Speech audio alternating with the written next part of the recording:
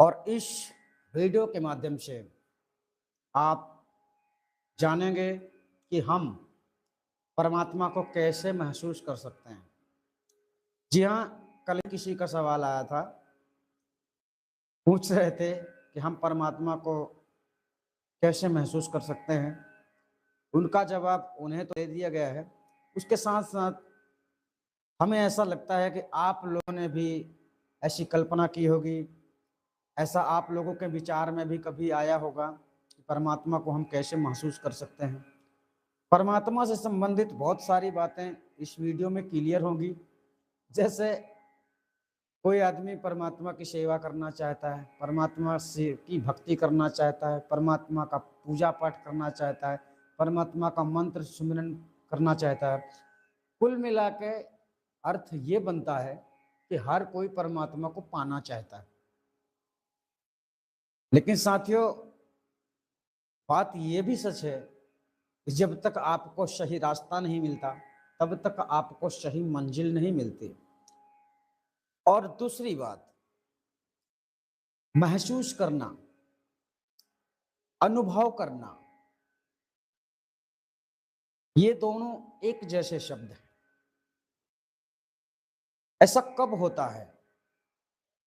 महसूस करने वाली बात, अनुभव करने वाली बात, ऐसी बातें कब आती हैं?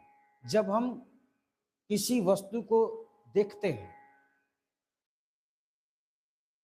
तब हम उस पर विचार करते हैं, उस पर अनुभव करते हैं, उसको महसूस करते हैं। जैसे ठंडी, गर्मी, जिह्वा में स्वाद, चमड़ी में ठंडी हवा, गर्मी हवा का स्पर्श, है ना। यानी महसूस करने वाली बात आती कहां पर है?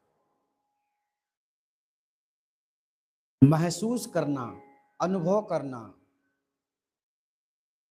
यह वर्तमान भविष्य से जुड़ी बातें होती हैं। अनुभव होता है भविष्य के लिए और महसूस होता है वर्तमान के लिए। वर्तमान शब्द जो है वह महसूस करने वाला विषय है और जो भविष्य है वो अनुभव वाला विषय है। लेकिन शब्द दोनों एक जैसे हैं, ठीक है। तो आप लोगों को समय में देखिए, बीते कल में तो कोई जा नहीं सकता, बीते कल हमारे वापस आते भी नहीं है, तो हमारा वर्तमान ही जायज होता है। और भविष्य मतलब वर्तमान के कर्तव्यों से हमारा भविष्य बनता है। मतलब हमने आज कुछ किया तो कल कुछ मिलने की आशा है ना। तो हमारा कर्तव्य क्या है? वर्तमान। फल क्या है? भविष्य। तत्काल किसी को परिणाम नहीं मिल जाता है किसी भी कार्य का। जैसे आप काम करते हैं ना, तो काम जब आप पूरा कर देंगे तभी आपको पैसा मिलता है, काम करने के पहले पैसा किसी को नहीं मिलता। ठीक इसी प्रकार कर्तव्यों का जो फल होता है, कर्म करने के बाद ही उसका फल मिलता है। लेकिन इस संसार में ऐसे लोग हैं जो कर्म नहीं किए हैं, करना भी नहीं चाहते और फल चाहते हैं। मतलब हमें परिश्रम भी ना करना पड़े और हमें बड़ी आज़ादी मिल जाए, हम ऐशो आराम से रहें, ऐसा सोचने वाले भी बहुत लोग हैं, कुछ ना करना पड़े। तो यह आप लोगों की वृथा सोच है। चलिए चलते हैं मुद्दे पर। हमने अभी आपको बतलाया, जिस चीज को आप जानते हैं उस पर आप विचार कर सकते हैं। जिस चीज से आप प्रभावित होते हैं उस चीज पर विचार कर सकते हैं। प्रभावित होने का मतलब होता है किसी दूसरे व्यक्ति के बोले गए शब्दों पर आप प्रभावित हो जाते हैं, आपको वे शब्द प्रभावित कर देते हैं। तब आप सोचते हैं कि वह बड़ा विद्वान है, वह बड़ा ज्ञानी है, वह अच्छा कलाकार है, वह अच्छा नाचता है, वह अच्छा गाता है। ये क्या होता है? इससे क्या कहते हैं? प्रभावित। जिससे हम प्रभावित होते हैं।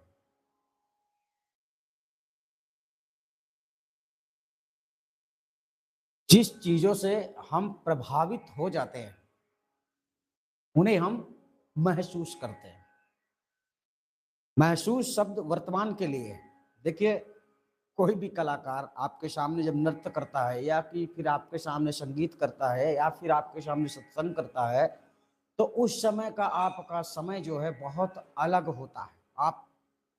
आपकी फीलिंग बदल जाती है। अगर कोई अच्छी बात आपके दिमाग में बैठ गई तो आपको उतनी समय बहुत अच्छा महसूस होता है। और भविष्य के बाद मतलब वर्तमान, ये तो वर्तमान होता है जब आप सुनते हैं, बैठते हैं, समझते हैं ना।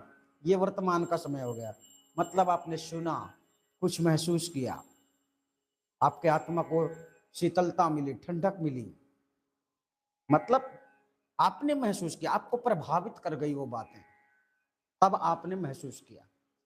और भविष्य में क्या आता है? अनुभव। जब आप उस पर बाद में विचार करते हैं तो वो क्या कहलाता है? अनुभव।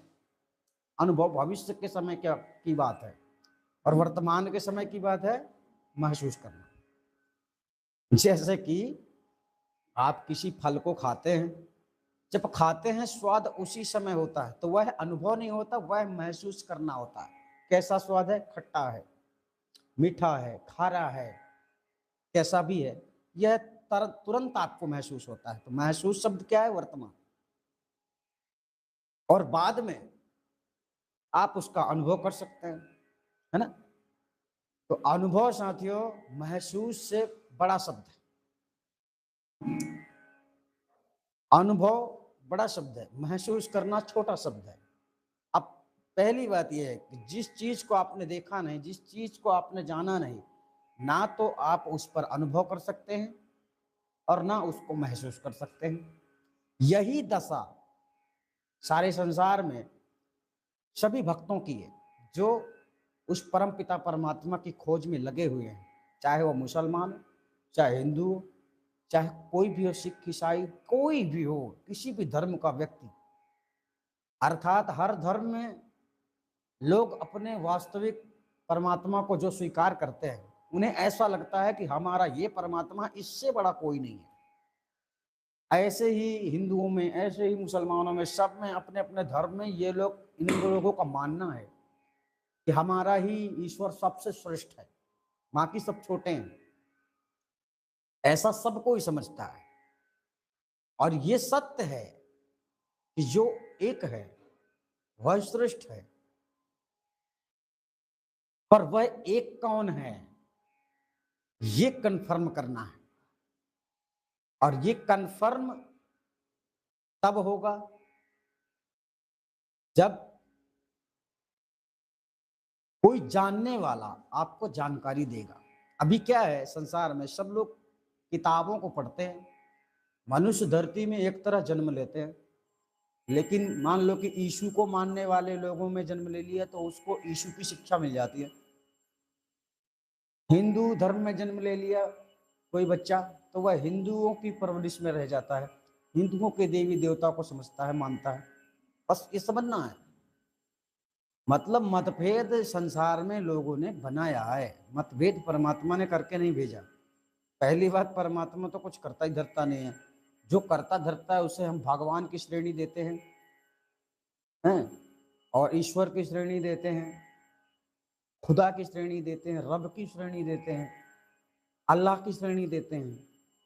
मतलब जिसने दुनिया को बनाया है वह वास्तव में एक है। अब उसे कोई अल्लाह कहता है, कोई खुदा कहता है, कोई रब कहता है, कोई गॉड कहता है ना, कोई यीशु कहता है, कोई, कुछ लोग तो गौतम बुद्ध को भी ये भगवान नहीं समझ रहे हैं। ये जो भगवान शब्द है ना, ये है उसके लिए जिसने इस दुनिया को बनाया। यह संसार क्या है? कल्पनातीत संसार है। उसने कल्पना करके रचना की। तो इस संसार की कल्पना आप कर सकते हैं, लेकिन जहां परमात्मा की बात आती है तो परमात्मा ना तो आपके अनुभव में आएगा कभी भी, ना तो आपको महसूस होगा कभी भी। पहली बात आपको समझना है कि परमात्मा तो कल्पना के परे है, और कल्पनातीत ये संसार है। आप संसार की कल्पना कर सकते हैं, संसार में और भिन्नता ला सकते हैं, यानी यह संसार भी कल्पनातीत है। कल्पना की गई, पहले कल्पना करके इसको प्रकट किया गया। हमने आपको बताया था सत्य संकल्प से। इस संसार की रचना हुई है, और जो जीवों की रचना हुई है वह मानसिक सत्संकल्प से हुई है। अर्थात जहां कुछ नहीं था वहां सब कुछ प्रकट कर दिया गया। जहां कोई नहीं था, तो यह काम स्वयं सिद्धात्मा के द्वारा हुआ। और स्वयं सिद्ध आत्मा चेतन सत्ता है, और ब्रह्म निरंजन जड़ सत्ता है। यानी जड़ और चेतन से शरीर चलता है। ये शरीर जड़ कहलाता है, और चेतन वो है जिसके द्वारा इसका महत्व है। इस शरीर का महत्व क्यों है? क्योंकि इसमें चेतन है, ये बोलता है, ये चलता है, खाता है, फिरता है, मौज करता है, इसलिए इसका महत्व है। अगर इसमें कुछ ना हो, कुछ ना हो मतलब केवल आत्मा ना हो, तो ये शरीर पूरी तरह से बेकार माना जाता है। तो इसमें कीमत किसकी है? चेतन की। और उसी चेतन आत्मा का ज्ञान आपको चाहिए। मतलब वो चेतन क्या है, कैसी होती है, उसका रूप कैसा है, इस चीज को ना जानने वाले लोग भटकते हैं और भटकाते भी हैं। परमात्मा को कभी महसूस नहीं किया जा सकता, क्योंकि आप नहीं जानते हैं, इसलिए आपके अंदर ऐसी कल्पना होती है। और हम आपको स्पष्ट रूप से, प्रैक्टिकल रूप से बतला रहे हैं कि जिस चीज को आपने जाना ही नहीं, उसकी ना तो आप कल्पना कर सकते हैं, कोई भी चीज हो, ना तो आप कल्पना कर सकते हैं और ना महसूस कर सकते हैं, ना तो अनुभव कर सकते हैं, जिस चीज को आपने जाना ही नहीं। ठीक है? जैसे साइंटिस्ट लोग कोई मेडिकल तैयार करते हैं, कोई मेडिसिन तैयार करते हैं, तो उससे पहले मेढक वगैरह में टेस्ट करते हैं। टेस्ट मतलब इस्तेमाल करते हैं। जब इस्तेमाल करते हैं तब उनको समझ में आता है ये कैसा इफेक्ट कर रहा है। कोई कोई जड़ी बूटियां होती हैं जो दो जड़ी बूटियां मिलकर जहर भी बन जाती हैं। कोई कोई जड़ी ऐसी होती है कि वो शरीर को ठंडा कर देती है। तो ये सब वो लोग कैसे पता करते हैं? इस्तेमाल करने के बाद। और बात यहाँ पर उलझी हुई है, जहां परमात्मा का विषय चल रहा है। तो परमात्मा को आप लोग जानते नहीं है, और जब आप जानते नहीं हैं तो वो कैसा होगा, कैसा नहीं होगा, इसकी कल्पना भी आप नहीं कर सकते। महसूस करना तो वर्तमान का विषय है, और अनुभव करना भविष्य का विषय है। तो जिसका आपको वर्तमान नहीं पता है, उसका भविष्य आपको मालूम नहीं होगा। ये ध्यान रखना। जब वर्तमान आप जानेंगे तभी भविष्य जान सकते हैं। वर्तमान में मान लीजिए हम कुछ गलत काम कर रहे हैं, तो हमारा भविष्य आप जान सकते हैं कि हम गलत कर रहे हैं, तो आने आगे परिणाम क्या हो सकता है। लेकिन जिसका आपने वर्तमान ही नहीं जाना, तो भविष्य क्या खाक जानोगे? तो यानी अनुभव की जहां बात आती है, एक शब्द में हमने बताया अनुभव बड़ा होता है, लेकिन अब हमको यहाँ पर बताना पड़ रहा है कि वर्तमान बड़ा होता है, क्योंकि वर्तमान से ही भविष्य होता है। वर्तमान है तो भविष्य है। अध्यात्म में अनुभव बड़ा होता है, लेकिन वर्तमान से ही अनुभव भविष्य होता है। वर्तमान ही नहीं होगा तो भविष्य क्या होगा? तो वर्तमान क्यों बड़ा होता है? वर्तमान इसलिए बड़ा होता है कि क्योंकि वर्तमान आपका पहला कदम है और भविष्य आपका आखिरी कदम है। यानी दोनों चीजें अपनी जगह में बड़े हैं। ठीक है? तो इस बात को आपको समझ लेना है कि परमात्मा को जो है महसूस नहीं किया जा सकता, क्योंकि आप परमात्मा को नहीं जानते। और परमात्मा को जानना कोई दुर्लभ कार्य नहीं है। आप 5 सेकंड के अंदर परमात्मा को जान सकते हैं, उस परम पिता परमात्मा को, जिसे जान लेने से मोक्ष संभव है। और उसको जाने बिना मोक्ष संभव नहीं है। आप लाख जतन कर लीजिए, करोड़ों देवी देवताओं को आप स्नान करवाइए, पूजा पाठ करवाइए, मंत्र जाप करवाइए, नवग्रह पूजा करवाइए, यानी कुछ भी करवा लीजिए और कुछ भी कर लीजिए, मोक्ष प्राप्ति के लिए, शांति प्राप्ति के लिए आपको एक सच्चे सदगुरु की जरूरत होती है, जो कि आपको वर्तमान में आदि अनादि मुक्ति पंथ में मिल जाएगा। आपको सच्चा गुरु, और सच्चे गुरु से ही सतमार्ग मिलेगा। और इसके बाद मरने से पहले आपको उस मोक्ष का अनुभव होगा, आपको ज्ञान करवाया जाएगा, परमात्मा के दर्शन करवाए जाएंगे। इसके बाद ही आपको संभव होगा, आप जब जान लेंगे ना परमात्मा को, उसी समय आप महसूस भी कर लेंगे और उसी समय आप अनुभव भी करने लगेंगे।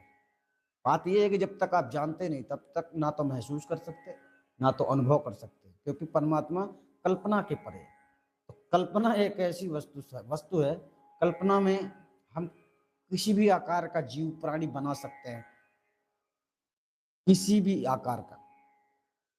लेकिन कल्पना, आपकी कल्पना में सत्यता नहीं है। अगर दुनिया बनाने वाला कल्पना करे तो वो बना सकता है, क्योंकि उसने दुनिया बनाई है कल्पना से, उसमें शक्ति है इतनी। और आप में अभी समझने की भी शक्ति नहीं है, बहुत कम है। इसीलिए साहब ने कहा, संतो शब्द ही शब्द बखाना, शब्द ही फांस फंसा सब कोई शब्द नहीं पहचाना। यानी आप बहुत सत्संग सुनते हैं, बहुत सत्संग करते हैं, समझते हैं, समझाते हैं, परंतु पता चलता है कि आपको खुद शब्दों का भान नहीं है, शब्दों का वास्तविक ज्ञान नहीं है। शब्दों में बहुत रहस्य है, इसलिए हर शब्द को तौलना चाहिए, फिर बोलना चाहिए।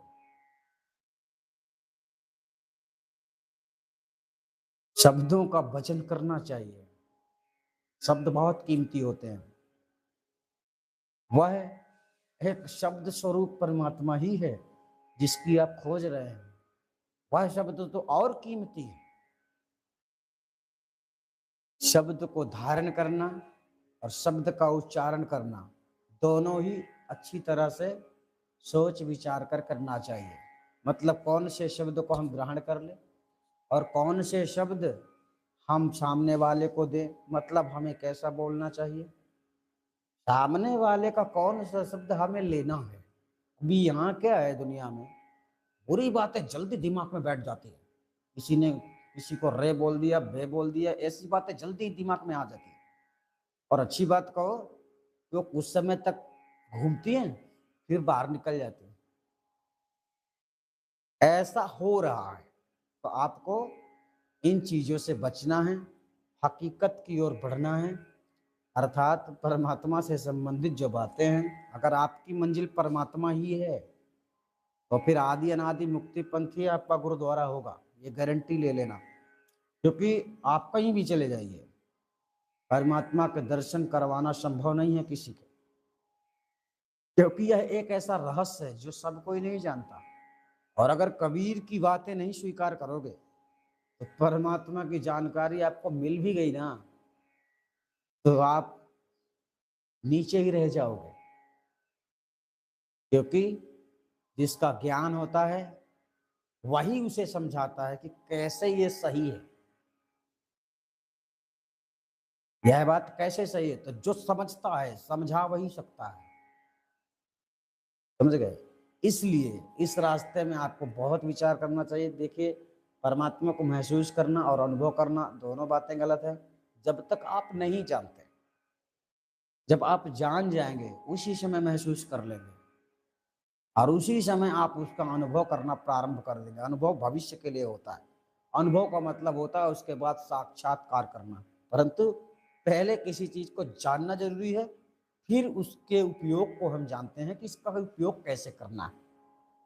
और यहाँ आप लोगों को उल्टी सीधी पढ़ाई पढ़ाई जा रही है। क्या बोलते हैं, दूध आप लेते हैं, मक्खन निकालना है तो डायरेक्ट तो नहीं निकल जाएगा, क्रिया करना पड़ेगा। इसलिए लोग आप लोगों को क्या बतलाते हैं, दूध से मक्खन, मक्खन से घी। अब मतलब वो लोग कहना ये चाहते हैं कि ऐसा मंत्र ले लो, इस मंत्र का जाप करो या फिर पूजा पाठ करो तो उसका असर मिलेगा वास्तविक मूल, यानी परमात्मा तब खुश होगा, प्रसन्न होगा। परमात्मा ना खुश होता है, ना आपसे दुखी है, ना वो आपसे कुछ मांगता है, ना वो आपको कुछ देता है। सारी बातें ये बहुत अलग चीजें हैं, ठीक है। ये लेना देना संसार का नियम है, परमात्मा की जगह में नहीं है, ठीक है। तो आप लोग समझ गए होंगे। वीडियो को ज़्यादा से ज़्यादा शेयर करें ताकि लोग जो भ्रमित हैं वे समझ पाएं कि सत्य क्या है, और हो सकता है आपको सही रास्ता मिल जाए। हम आपको फिर मिलेंगे, तब तक के लिए धन्यवाद। आप सभी अपना ख्याल रखना। नमस्कार।